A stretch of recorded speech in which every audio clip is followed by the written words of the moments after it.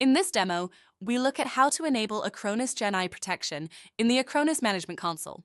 Here we are already logged into the Acronis Management console as a partner.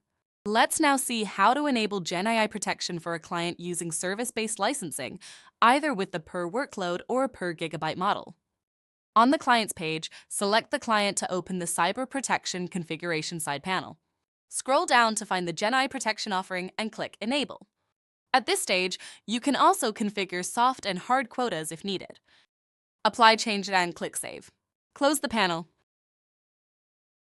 Now let's see how GenAI protection can be enabled for a client using solution-based licensing. Again, select the client and open the Cyber Protection Configuration side panel, then click Edit. Make sure the Ultimate Protection is selected.